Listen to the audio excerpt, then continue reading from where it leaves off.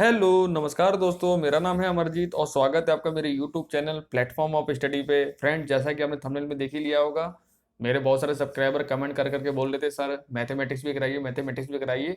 तो आज आपके लिए मैं मैथमेटिक्स के टॉप क्वेश्चन लेके आया हूँ जो कि आपकी आगामी आने वाली परीक्षा के लिए बहुत ज़्यादा महत्वपूर्ण है। तो प्लीज़ इस वीडियो को शुरू से लेकर अंत तक जरूर देखिएगा और इन सवालों को याद कर लीजिएगा। बिल्कुल नहीं, याद नहीं करना है, सीख लीजिएगा कि ऐसे इन सवालों को सॉल्व किया जाता है। और मैं आपको इन सब सारे सवालों को शॉर्ट ट्रिक से करना सिखाऊंगा कि इतने बड़े सवालों को आप चुटकियों में कैसे सॉल्व कर सकते हैं पेपर में, क्योंकि आपको पता है पेपर में क्वेश्चन बहुत ज़्यादा होते हैं और टाइम बहुत कम होता है। तो कम समय में हमें ज़्यादा ज़्यादा क्वेश्चन करने हैं। कंपटीशन है, सब जानते हैं। तो कंपटीशन में वही बंदा आगे निकल पाता है जिसकी स्पीड होती है प्लस एक्यूरेसी होती है। ठीक है। और आपसे एक रिक्वेस्ट और है, अगर आप मेरे चैनल फर्स्ट टाइम आए हैं तो प्लीज़ मेरे चैनल सब्सक्राइब कर बेल आइकन जरूर दबाइएगा ताकि आपको वीडियो नोटिफिकेशन प्राप्त हो जाए। और एक इंपॉर्टेंट न्यूज़ और है जो आपको मैं वीडियो के एंड में बताऊंगा, तो इस वीडियो के साथ बने रहिएगा। बहुत इंपॉर्टेंट न्यूज़ है आप लोगों के लिए। और दूसरी बात, जो सब्सक्राइब मेरे साथ नए जुड़े हैं अभी, जिन्होंने नया चैनल मेरा सब्सक्राइब किया अभी हाल ही में 2-3 दिनों में, या आज जिन्होंने सब्सक्राइब किया है और उन्होंने अगर अभी तक मेरा एनसीएल का मॉडल पेपर का फर्स्ट पार्ट नहीं देखा है, तो उसका लिंक मैंने इस वीडियो के डिस्क्रिप्शन बॉक्स में दे रखा है। वहां से जाकर आप एनसीएल का मॉडल पेपर देखिएगा और उसको सॉल्व कीजिएगा। सोचिएगा आप रियल पेपर आपकी तरह सॉल्व कीजिएगा, क्योंकि मैंने रियल पेपर के आधार पर ही उसको मैंने सेट किया है। 100 क्वेश्चन, बहुत सारे सब्सक्राइब सॉल्व भी किया है। मुझे पर्सनली कॉल करके उन्होंने थैंक्स भी बोला कि सर बहुत सा पेपर आपने बनाया है और ऐसे पेपर को कंटिन्यू कीजिए। तो मैं एनसीएल का मॉडल पेपर 2 भी जल्दी लाने वाला हूँ। तो अभी आपका टाइम है, उस वीडियो को जरूर देख लीजिएगा। चलिए तो आज की वीडियो शुरुआत करते हैं। आज का टॉपिक क्या है? मैथ, गणित। तो चलिए, पहला क्वेश्चन है, अशोक 25,000 रुपए का निवेश कर चाय की दुकान खोलता है। इस राशि का 30% दुकान की पुताई, पुताई यानी बोलते पेंट, जो पेंट कराते हैं आप लोग, वो हुआ, कराने पर, और 20% दुकान के अन्य काम पर लगाता है। ठीक है। तो बाकी का सामान खरीदने के लिए उसके पास कुल कितनी राशि अभी शेष बची है? और फ्रेंड्स, ये सवाल बहुत ईजी है, भले लेंथी है, लिखने में तो बहुत लेंथी दिख रहा है ना, लेकिन इसका आंसर आप सिर्फ 10 सेकंड दे सकते हैं। सिर्फ 10 सेकंड कह रहा हूँ, गारंटी के साथ। और आंखों आंखों में कर सकते हैं, पेन भी उठाने की जरूरत नहीं है इसके लिए। तो आप देखो कैसे कर सकते हो। देखो, उसने 30% क्या करा, पेंट पे खर्च कर दिया, और 20% उसने अन्य कामों में खर्च कर दिया। टोटल कितना खर्च कर दिया? 50%। अब कोई भी चीज होती है या कोई भी अमाउंट होता है, वो अपना में 100% होता है। आप अपने ऊपर ही कल्पना करके देखिए, आपके पास 25,000 रुपये हैं आपकी जेब में, जिसमें से आपने 30% पेंट करने में खरीद लिया, खर्च कर दिया, और 20% आपने कुछ अन्य अदर काम में लगा दिया आपने, तो आपने 50% तो खर्च कर दिया ना। तो बचा कितना आपके पास? 50% बचा है अभी भी। 50% बचा है आपके पास, और यही तो शेष बचा है, और यही उसमें क्वेश्चन ने पूछा है कि शेष समान शेष राशि कितनी बची है आपके पास। तो 50% बची है। अब 25,000 का 50% हम नहीं निकाल पाएंगे। 50% का मूल्य कितना हुआ? नहीं, आधा। तो 25,000 का आधा कितना होता है? सबको पता है, 9 रुपए 12,500। Option number first. अब बताइए, इस सवाल में कुछ था? कुछ था इस सवाल में?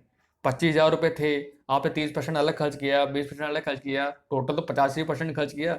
जब 50% खर्च कर दिया आपने, यानी आधा खर्च कर दिया, तो आधा ही तो बचा आपके पास है। अब उसी आधे में से तो और सामान खरीदोगे आप 12,500 रुपये में ही।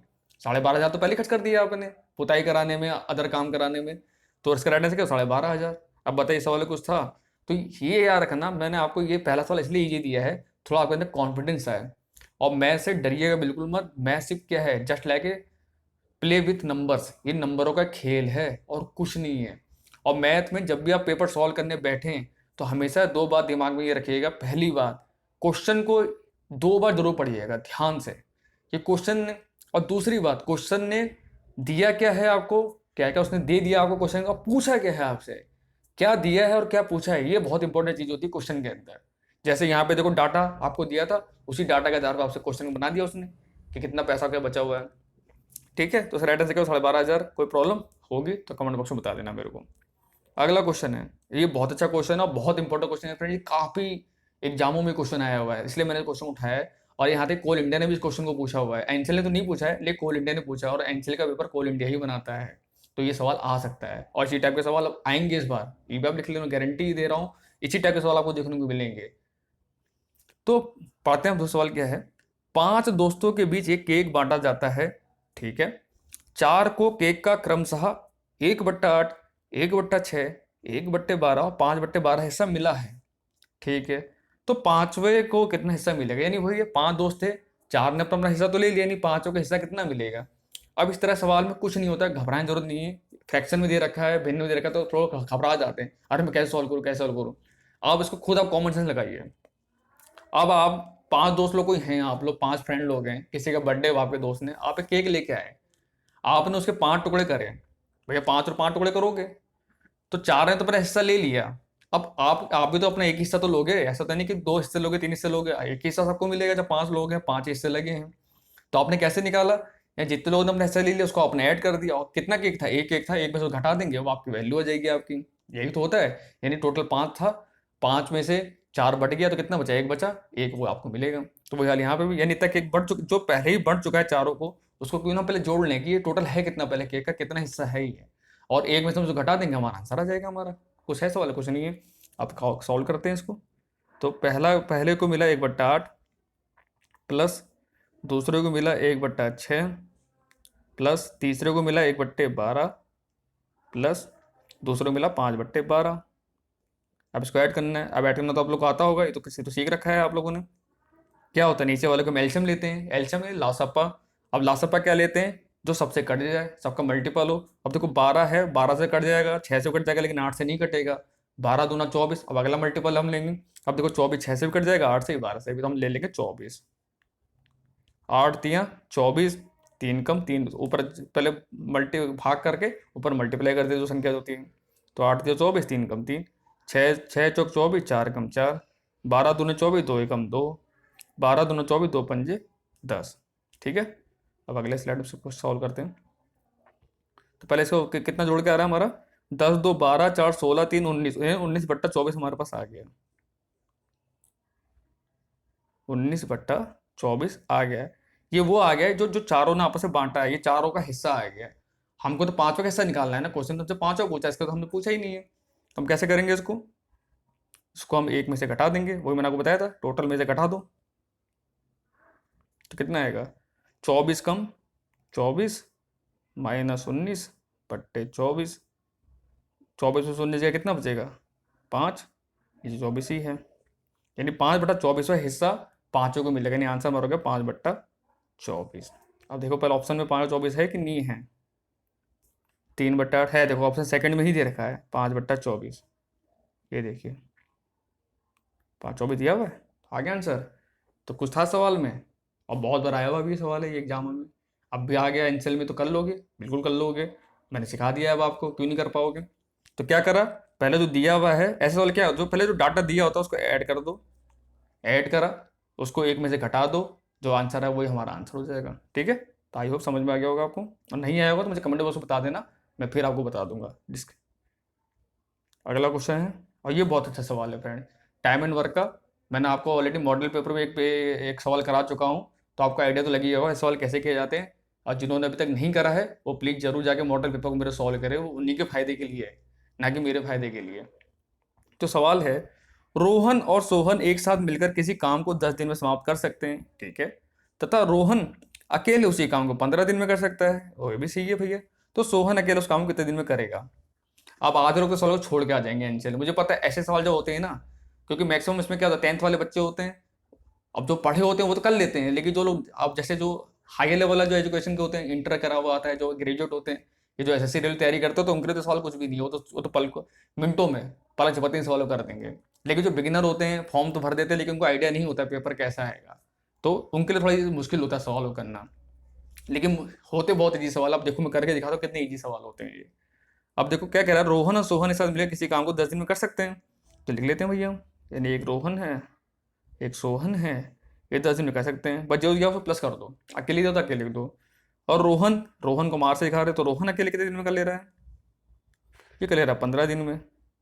ठीक है, ये तो हमें दिया हुआ है, ये तो गिवन चीज़ है, ये तो हमें सवाल ने दे रखा है, पहले से दिया हुआ है, मैंने कुछ तय नहीं करा है इसमें। लेकिन अब यहाँ से शुरुआत होगी, जब भी इस तरह के सवाल आपको मिले, टाइम एंड वर्क के सवाल इनको बुलाता है समय और कार्य। तो क्या जो भी डाटा दिया होता है ना फ्रेंड, उसका आप एलसीएम ले लीजिए, एलसीएम इन लॉसपा, और हमेशा बड़ी संख्या को दीजिए, बड़ी संख्या का जो मल्टीपल होगा वो सबसे कटना चाहिए। तो सबसे बड़ी संख्या से 15 है, तो 15 कट जाएगा, लेकिन 10 से तो 15 नहीं कटता है, तो हम नहीं लेंगे, फ्रैक्शन वैल्यू हो जाएगी, पॉइंट बन जाएगा, तो आंसर तब भी आएगा, लेकिन बहुत ज़्यादा खिचड़ी पक जाएगी सवाल में। फिर 15 दूना 30 लीजिए। अब तो 30 10 से भी कट जाता है, 15 से भी कट जाता है, तो हम वो क्या होगा, वो टोटल काम होगा। क्योंकि हमें ये तो पता है कि रोहन और सोहन मिलकर 10 दिन में कर सकते हैं और रोहन 15 दिन में कर सकता है, लेकिन काम तो हमें नहीं पता है ना कितना काम है। ये तो आपको नहीं दिया है ना सवाल में कितना काम है, हम खुद मान लेंगे उस काम को, क्यों नहीं मान, हम मान सकते हैं। हम टोटल 30 काम मान लेते हैं, ये टोटल काम हो गया। अब 30 काम है, रोहन और सोहन 10 दिन में काम कर सकते हैं, तो 30 काम कितने दिन में कर लेंगे आप खुद ही बताइए। 10 तिया 30, 3 दिन में कर लेंगे, ये 3 दिन लगेंगे इनको। ये 15 दिन में कर सकता है, तो 30 काम कितने दिन में करेगा, 2 दिन में कर लेगा। हो गया, ठीक है। अब देखो, हमसे सोहन का पूछा है ना। अब यहाँ देखो, सोहन तो यहाँ पर इसके साथ में है रोहन के, और यहाँ रोहन अकेला है, तो हम क्या करेंगे, हम इस 2 को अगर यहाँ पे रखते हैं तो सोहन का हमें एफिशिएंसी पता लग जाएगी कि नहीं लग जाएगी, लग जाएगी, बिल्कुल लगेगी। तो क्या हो जाएगा, अगले पन्ने में करते हैं जरा इसको। तो क्या था, रोहन और सोहन का 3 दिन में आया था, और रोहन अकेले 2 दिन में गया था, हमें रोहन की वैल्यू रख देंगे 2, तो आ जाएगा 3, तो सोहन का आ गया 1। यानी सोहन 1 की स्पीड से काम कर सकता है, स्पीड पता लग गई। काम है कितना, 30 काम है। अगर 1 की स्पीड से करेंगे कितने दिन लगेंगे, 30 दिन तो लगेंगे उसको, 30 दिन लगेंगे सोहन को। ये क्या हो गया, ये आंसर हो गया हमारा, आ गया आंसर, देखो कुछ था, ये हो गया आंसर। अब देखो आंसर दिया हुआ 30, देखो पहले ऑप्शन दिया हुआ है 30 दिन, 30 दिन, यानी आंसर होगा 30 दिन, यानी सोहन अकेले 30 दिन कर लेगा। फिर समझा देता हूँ, रोहन और सोहन एक साथ 20-10 दिन में कर सकते हैं, तो हमने लिया रोहन सोहन 10 दिन में कर सकते हैं, रोहन 15 दिन में कर सकता है। हमने टोटल काम मान लिया, टोटल काम क्या है, इन दोनों का एलसीएम ही है ये 30 कैसा है, इन दोनों का एलसीएम है, ये एलसीएम इन दोनों का 10 और 15 का 30, तो 10 तिया 30 करा, 15 और 30 करा। फिर रोहन की वैल्यू हमने यहाँ रखी, आर प्लस एस बराबर 3 है, और आर की वैल्यू 2 है, 2 हमने रखी तो एस बराबर 1 आ गया, और 30 काम था, 1 की स्पीड से करेंगे कितने, 30 ही दिन लगेगा, ये हमारा हो गया आंसर। ठीक है, अगला क्वेश्चन है, 50,000 रुपए की राशि पर 10% चक्रवृद्धि ब्याज की दर से 2 साल का चक्रवृद्धि ब्याज ज्ञात कीजिए। फ्रेंड्स, मोस्ट इंपोर्टेंट सवाल है, और साधारण ब्याज तो बहुत इजी होता है, मूलधन गुणा दर गुणा समय बट्टा 100 करके आंसर आ जाता है, लेकिन चक्रवृद्धि ब्याज में बड़ी प्रॉब्लम होती है। चक्रवृद्धि ब्याज पहले तो आपको पता होना, चक्रवृद्धि ब्याज क्या होता है, ब्याज पे भी ब्याज लगता है हमारा। इस सवाल को करने से सबसे इजी ट्रिक मैं आपको बताने जा रहा हूँ आज, जो है शायद आपने बहुत से लोगों ने पढ़ी भी होगी और बहुत से लोगों के लिए नई ट्रिक होगी है, और बहुत ये सवाल, लेकिन ये जब भी लागू होगी जब भी 2 साल के लिए पूछेगा, ये भी रखना 2 साल के लिए जब पूछेगा याद रखना। तो कैसे करते हैं, एक सक्सेसिव होता है, successive A plus B plus A B बट्टे 100, बस। अब ए क्या दे रहा है, 10%, जो ब्याज दिया वो उसको हम लेते हैं, ब्याज कहते हैं 10% दिया है ना, 10% लेते हैं, 10 प्लस 10 प्लस 10 गुणा 10 बट्टे 100, तो ये तो कट जाएगा। यहाँ कितना गया, 10 और 10 20, और यहाँ एक कम है यानी 21% आ गया। अब इस 50,000 का 21% निकाल दो, आपका आंसर आ जाएगा। अरे यहाँ ये रहा,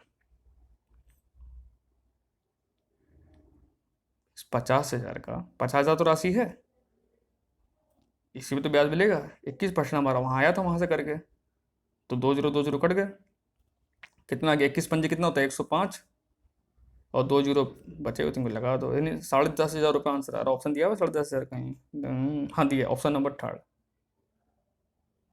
हो गया आंसर।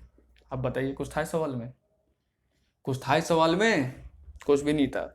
तो फ्रेंड, ये सबसे इजी मेथड है, और देखो कितनी जल्दी आंसर आ गया, तो 1 मिनट भी नहीं लगा मेरे सॉल्व करने में, मुश्किल से मुझे कितने दिन लगे, 20-30 सेकंड लगा है मेरे को करने में। और अगर वो स्कूल वाली मेथड से करोगे, ए बराबर पी 1+r/100 तो करते रह जाओगे, फिर तो पता चला आप एक सवाल कर रहे हो, आपके बगल वाला तेरे 10 सवाल कर देगा, तो आप कहाँ से कंपटीशन निकाल रहे हो, कहाँ से जॉब मिलेगी आपको, ये बताओ। तो स्मार्ट होना बहुत जरूरी है कंपटीशन में, आंसर सही आना चाहिए, वो आप कैसे भी लेके आओ, बस सही आंसर आपका आना चाहिए, आप किसी मेथड से करो, मैं जो बता रहा हूँ, या अगर आपने कहीं और कहीं पढ़ते हो, वो अगर आपको बता रहा है, तो किसी से करो। मैं ये नहीं कह रहा हूँ कि जो मैं कह रहा हूँ वही करो, तुम्हारा जहां मन करे वहां से पढ़ो, लेकिन अच्छा पढ़ो, सही पढ़ो, और आंसर सही करके आओ, जॉब निकालो, और अपने माँ बाप का नाम रोशन करो, बस मैं तो ये चाहता हूँ, बस आपसे, मुझे आपसे कोई लालच नहीं है, ना मुझे आपसे कोई 1 रुपये चाहिए। ठीक है, आगे समझ में। अगला क्वेश्चन करते हैं फिर। अब किसी संख्या का 35% 91 है, तो वह संख्या ज्ञात कीजिए। आप इस सवाल चुटकी में कैसे करा जाएगा, तो मैं दिखाता हूँ करके।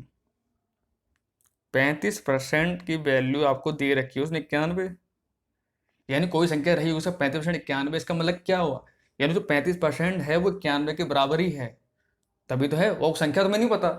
इस वाले को 2 मेथड आपको करके दिखाऊंगा। ये पहला मेथड है, शॉर्टकट मेथड जिसको कहते हैं। मैं शॉर्टकट करके दिखा रहा हूँ अभी आपको, मैं शॉर्टकट कैसे किया जाता है। तो 35% की वैल्यू आपको कहने दे रखी है, और आपको पता है परसेंटेज में तो कोई भी चीज़ होती है वो अपने आप 100% होती है, तो सबको पता है, वो तो बच्चों को पता होगा। जॉब की तैयारी करो इतना तो नॉलेज होगी ही आपको। तो हम 100% क्यों ना वैल्यू निकाल लें। 100 से वैल्यू निकालेंगे तो हमारी संख्या मिल जाएगी। तो 100 से वैल्यू क्या होगी, 91। ये आ जाएगा 35 गुणा 100। आ गया, तो काट दो। 5 सत्ते 35, 5 दूनी 10, ये ऊपर हो गया 20, 7 से कट जाएगा। 7 कम 7, 2 बचा, 7 ते 21, 13 दूना 26, यानी 260 आपका आ गया। वो संख्या कितनी, 260 है। 260 ऑप्शन दिया, देखो पहला ऑप्शन है 260, आपका राइट आंसर 260। आगे देखो चुटकी में आ गया, कितने देर लगा, 10 या 12 सेकंड लगा होगा। अब आगे तो आपकी कैलकुलेशन है, जितनी ज़्यादा आप कैलकुलेशन करेंगे वो कैलकुलेशन तेज कब होगी, जितने जब ज़्यादा से ज़्यादा सवाल करेंगे उतनी आपकी कैलकुलेशन तेज हो जाएगी। तो सही आगे समझ में। इस सवाल को बाय ऑप्शन भी कर सकते हैं आप, नहीं बाय ऑप्शन लेकर जरूरत है नहीं, तो इजी सवाल था। जब बड़े सवाल होते हैं तो उसको बाय ऑप्शन कर सकते हैं। अभी तो ये तो इजी था। अब इसको प्रूव करके दिखाता हूँ कि ये सवाल अभी आंसर जो हमारा आया सही है, कैसे गलत आया, कैसे आया। अब हमको तो आप देखो 260 हमारा आंसर आया था, उसका 35% निकाल दो। अगर 91 हमारा आ रहा है तो ये हमारा आंसर बिल्कुल सही है। 2 0 काट दिए, नहीं सॉरी 1 0 से 0 कट जाएगा। 5 दूनी 10, 5 सत्ते 35, यहाँ आ जाएगा 13, 13 सत्ते 91, और यही था 35% वैल्यू 91 है, ये तो दिया हुआ था। तो इतना लंबा लगा करके मैंने शॉर्टकट कर दिया, क्योंकि मैंने बताया ना जो 91 है वो 35% के बराबर ही तो है। तो सवाल ने कह दिया कि इस संख्या का 35% 91, यानी 35% की वैल्यू 91 है। हमको तो 100% निकालना है, वो संख्या हमको पता लग जाएगी। तो आंसर हमारा सही है, 260 इसका राइट आंसर हो गया। ठीक है, कोई दिक्कत नहीं होनी चाहिए। एक वस्तु को 20% हानि पर ₹4800 में बेचा जाता है, तो वस्तु का क्रय मूल्य ज्ञात करो। बहुत अच्छा सवाल है। तो इस सवाल को कैसे किया जाएगा, देखो एक तो सिंपल, मतलब क्रय मूल्य निकालना ना। हाँ क्रय मूल्य पूछा है ना, तो इसका एक फॉर्मूला होता है। अगर फॉर्मूला क्रय मूल्य के लिए क्या बोलते हैं, सीपी बोलते हैं, कॉस्ट प्राइस। क्या होता है इसके लिए, सेलिंग प्राइस, यानी जितने बेचा गया है इंटू 100 पट्टे 100 माइनस लाभ हानि जो भी हुआ होगा वो हम यहाँ लिख देंगे। तो हमें यहाँ कितना हानि हो रहा है ना, तो वही वैल्यू हम लिख देंगे, कितना 20%।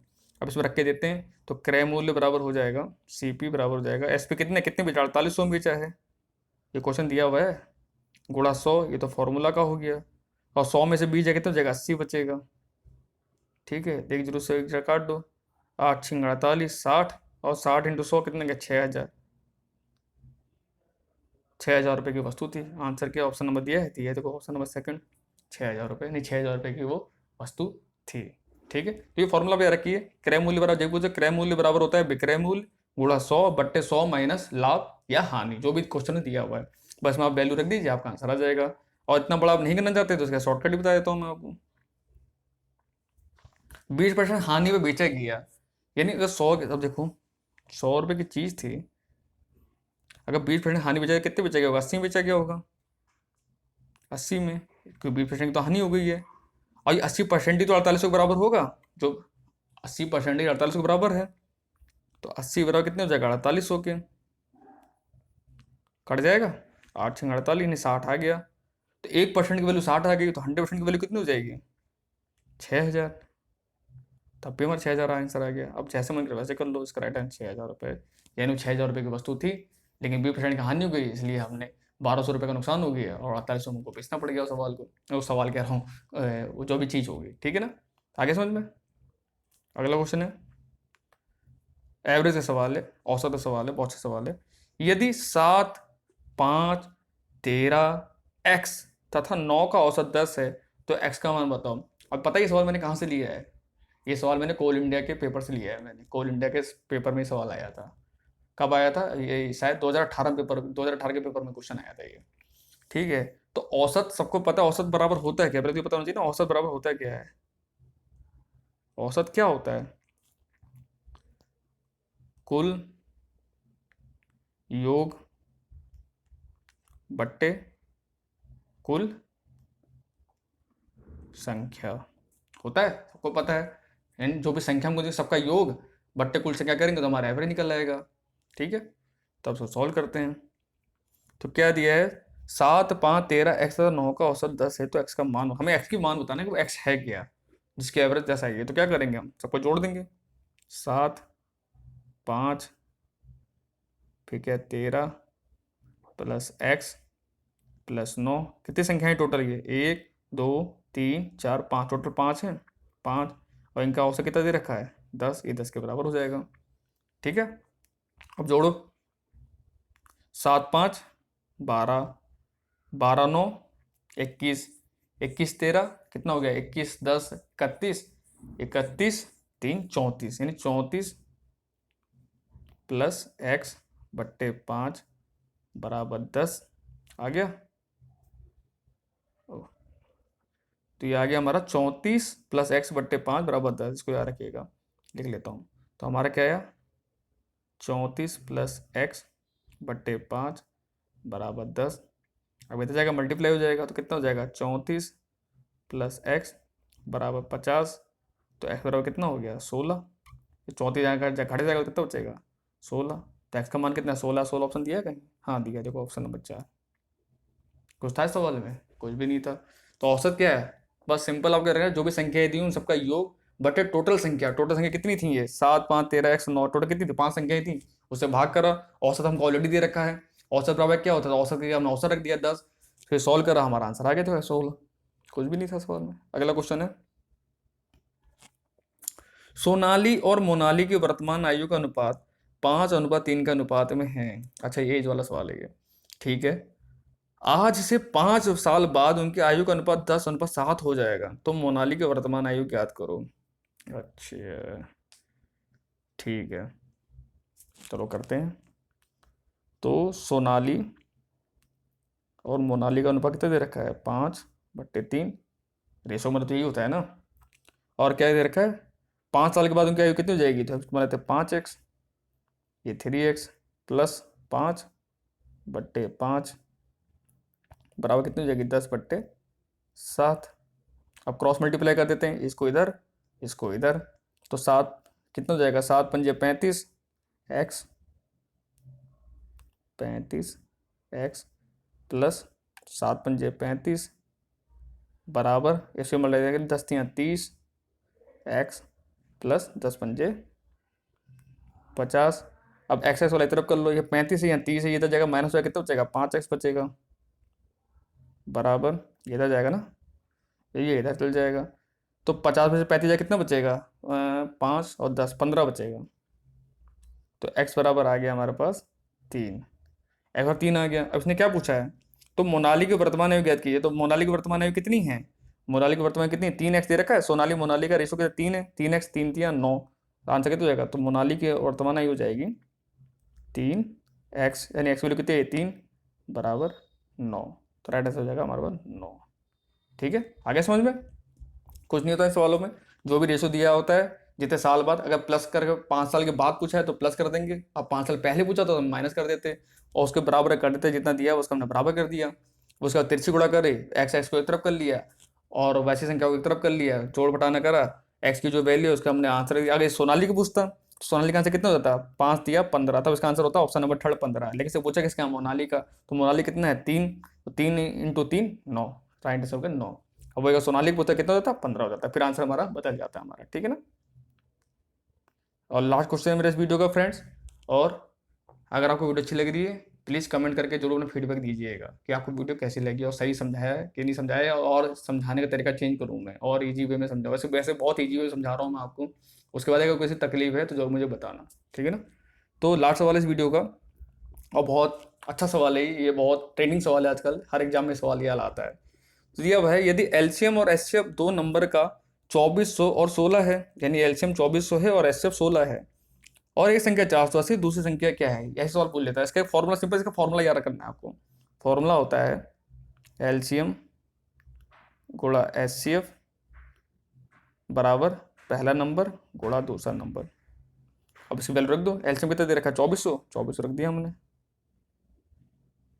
एचसीएफ दे रखा है 16, 16 रख दिया हमने। पहला नंबर दे रखा है 480, दूसरे नंबर को हम एक्स मान लेते हैं, नहीं मान तब भी चल जाएगा। अब काट दो, देखो कट जाएगा, कट जाएगा, ब्लू कटेगा यार। चलो 0 से 0 काट दो, तो इधर जाएगा बट्टे में तो कट ही जाना है। 16 3 हो जाएगा 48, 3 और 3 इसको काटेंगे, यहाँ कितना है? 2 40/3 कितना आएगा? 3 8 24 80। ये दो संख्या क्या 80 है, ऑप्शन क्या दिया हुआ 80 दिया हुआ है, देखो ऑप्शन नंबर बी 80। तो बस यही होता है, इसका फॉर्मूला सिंपल सा याद रखना, एलसीएम गुणा एचसीएफ या लासपा गुणा मासपा बराबर पहली संख्या गुणा दूसरी संख्या। जो भी पूछ ले आप रख देना। अगर आप कितने बार ऐसा होता है, आपको दोनों संख्या भी दे देगा, एचसीएफ दे देगा, एलसीएम पूछ लेगा, कितने बार आपको एलसीएम दे देगा, दोनों संख्या दे देगा, एचसीएफ पूछ लेगा, कुछ भी पूछ ले आप आंसर निकाल सकते हो। बस ये फॉर्मूला आपको याद होना चाहिए, एलसीएम गुणा एचसीएफ बराबर पहली संख्या गुणा दूसरी संख्या। सिंपल सा फॉर्मूला, ज्यादा कठिन फॉर्मूला भी नहीं है। तो ठीक है, इसका राइट आंसर हो जाएगा 80। तो ठीक है friend, thank you for watching my video. मिलते हैं आपसे नेक्स्ट पार्ट में।